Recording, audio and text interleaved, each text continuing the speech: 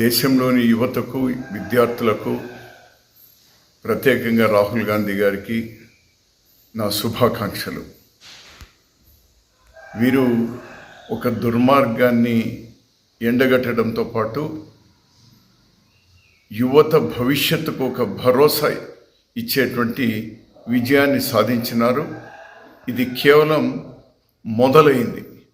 ధర్మేంద్ర ప్రధాన్ గారి రాజీనామా ఈ ప్రభుత్వ అహంకారానికి, వారి పతనానికి ఇది బిగినింగ్ మాత్రమే. ఇటువంటి దుర్మార్గాలు అనేకమైనటువంటి ఉన్నాయి. అన్ని ప్రక్షాళన జరగాల్సినటువంటి అవసరం ఉంది. రేపు పార్లమెంట్లో కూడా ఇది కేవలం లీకు కాదు సుమా.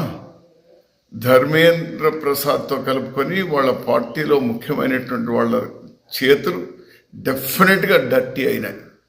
డెఫినెట్గా దీనిలో డబ్బులు చేసుకోవడానికి డెఫినెట్గా ఈ లీకులు 152 లీకుల్లో మెజారిటీ ఆఫ్ ద లీక్స్ వాళ్లకు ఉద్యోగాలు ఇప్పించుకోవడానికో వాళ్లకు సీట్లు ఇప్పించుకోవడానికో జరిగినటువంటి తతంగం.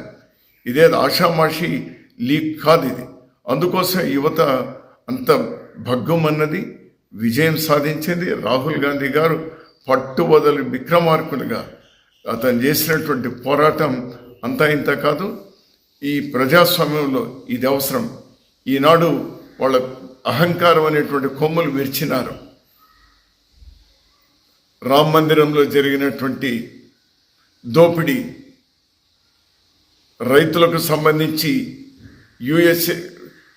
అమెరికాకు తాకట్టు పెట్టినటువంటి విషయం, అనేకమైనటువంటి విషయాల మీద, కూలీల కడుపు కొట్టినటువంటి నరేగా, ఈ అన్ని అంశాల మీద కూడా ఇదే విధంగా పోరాడాలి.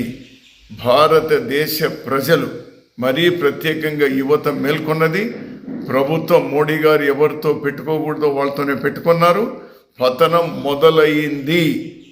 రాహుల్ గాంధీ గారు పోరాడినటువంటి తీరు, ఒక ప్రతిపక్ష నాయకునికి వాళ్ళు పోలీసులు చెప్పి, ప్రభుత్వమే చెప్పి అతని మీద దాడి చేయించడం, అతని ముక్కు మీద గాయమై రక్తం రావడం, అతని మరీ హీనాతిహీనంగా అతని మీద ప్రవర్తించడం, ఈవెన్ ప్రియాంక గాంధీ గారి మీద, ఇవన్నీ ఉన్నా కూడా అవి పట్టించుకోకుండా ఇష్యూ ఫోకస్ చేసినారు.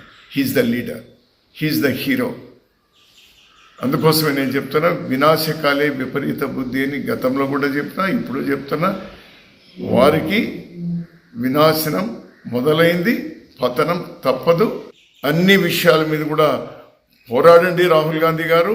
మీ వెంట యువత, విద్యార్థులు, మహిళలు, రైతులు అందరూ మీ వెంట ఉన్నారు. Please fight, we're with you.